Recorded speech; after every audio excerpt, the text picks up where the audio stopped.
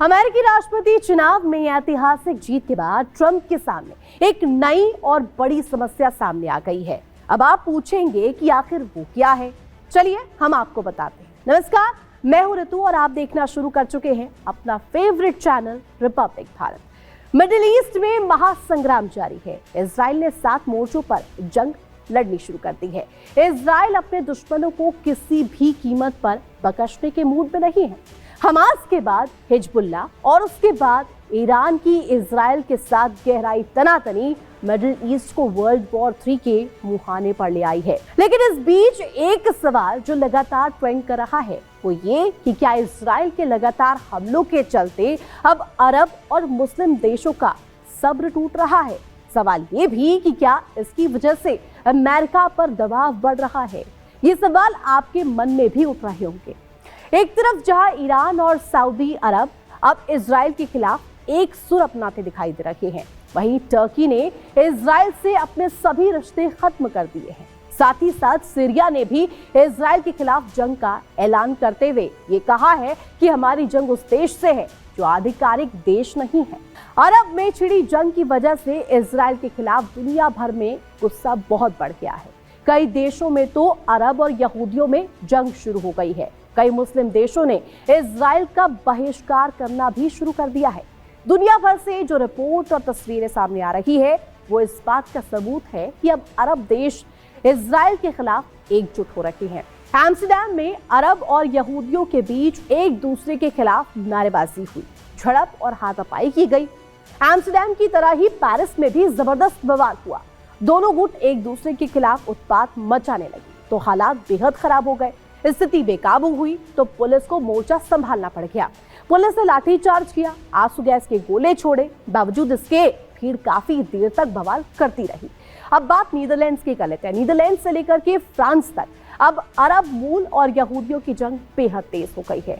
Riyadh में organisation of Islamic cooperation की बैठक में सीरिया के राष्ट्रपति बशर अल असद ने भी इजराइल के खिलाफ सख्त तेवर दिखाए हैं।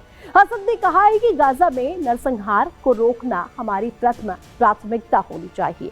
हमारी जंग उस देश से है जो कि आधिकारिक देश नहीं है। इजराइल एक बर्बर देश है जो नियम कायदे और मानवता की परवाह नहीं करता। मुझे लगता है कि हमारी इस बैठक का कोई अच्छा परिणाम निकलेगा। दुनिया भर में हो रहे विरोध प्रदर्शन और ग्लोबल क्रोध के बावजूद इजरायली सेना गाजा और लेबनान में भीषण हमले कर रही है। 24 घंटे के अंदर अगर देखिए तो गाजा में इजराइल ने जबरदस्त बमबारी की। इस बमबारी में 1 दर्जन से ज्यादा लोग बेमौत मारे गए।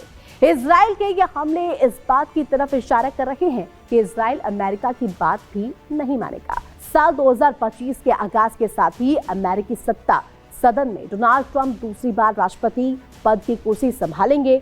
दुनिया के लोग उनके मिजाज से वाकिफ है। उन्हें हॉलीवुड फिल्मों में कैमियो रोल करते हुए देखा गया। WWE के नूरा कुश्ती में वो अक्सर लोगों के ध्यान को अपनी ओर खींचते दिखाई देते थे। उन्हें ज्यादातर पागल, सनकी, दिलफेक, विदूषक और गुस्सैल कारोबारी वाली छवि में देखा गया। लेकिन क्या सच में ट्रंप मिडिल ईस्ट में महासंग्राम को खत्म करा सकते हैं? और हाँ तो कैसे? सवाल ये भी कि क्या अमेरिका अरब के क्रोध को शांत कर पाएगा? क्या अमेरिका जंग से अपने कदम पीछे खींचेगा या अब अरब में समीकरण बदलने जा रहे हैं? जिस तरह से उन्हें भारी जनादेश मिला है उससे साफ है कि अमेरिकी जनता उन्हें लेकर के काफी आशावादी है। ट्रंप को मिला भारी जन समर्थन बाहरी और घरेलू अपेक्षाओं से भरा हुआ है। अंदर खाने डेमोक्रेट ये जानते थे कि ट्रंप को चुनावी अभियान के दौरान हर मोर्चे पर बढ़त हासिल थी। कई राजनीतिक विरोधी तो नतीजे आने से पहले ही उनके सामने घुटने टेक चुके थे। इसी वजह से उनके खिलाफ सीमित रूप से ही डेमोक्रेट्स ने जुबानी हमले किए। विवादों को दरकिनार कर दिए जाए तो उनके पिछले राष्ट्रपति पद के कार्यकाल की यादें लोगों के जहन में आज भी ताजा है। वो बड़े बदलाव लाने की पहल और कुव्वत से लवरेज है। ट्रंप की दूसरी बार अमेरिका की बागडोर संभालने का मौका उनको मिला है। इस मौके का फायदा उठाकर ट्रंप लगभग उन सभी मामलों में दखल देंगे जिससे कि उनका नाम इतिहास की तारीखों में दर्ज हो जाए। खासकर वैश्विक अस्थिरता वाले हर मामले में दखल देंगे। ऐसा हम इसलिए कह रहे हैं क्योंकि बड़े पैमाने पर मिला जन समर्थन उन्हें घरेलू और बाहरी मोर्चों पर सख्त फैसले लेने में मदद करेगा। अंदर खाने डेमोक्रेट इस बात से अच्छी तरह से वाकिफ थे कि उन्हें चुनावी बढ़त हासिल है। इसी के चलते उनके राजनीतिक विरोधियों ने उन पर नपे तुले अंदाज में ही जुबानी हमले किए। चुनावी नतीजे आने से पहले डेमोक्रेट खेमे लगभग पूरी तरह से घुटने टेक चुका था। अमेरिकियों के जहन में उनके पिछले कार्यकाल की यादें अभी भी जिंदा है। वो उनकी कमजोरियों और खूबियों से बखूबी वाकिफ है। वो बदलाव की पहल करने की ताकत से लबरेज है। वो लगभग हर उस मामले में दखल देंगे जिससे कि उनका नाम इतिहास के पन्नों में अमर हो जाए। अमेरिकी जनता के सामने उनकी छवि ऐसी गढ़ गई है जिससे कि लगता है कि वो सामरिक तनाव और युद्ध रोकने वाले मसीहा है। कईयों को यह भी लगता है कि धरती को तबाह होने से सिर्फ वही बचा सकते हैं।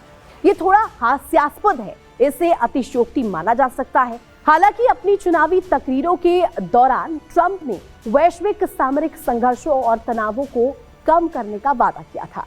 अमेरिका और ट्रंप इसमें सफल होते हैं या नहीं, इन सवालों का जवाब तो भविष्य में मिलेगा। लेकिन सच ये है कि इजराइल रुकने वाला नहीं है। धन्यवाद।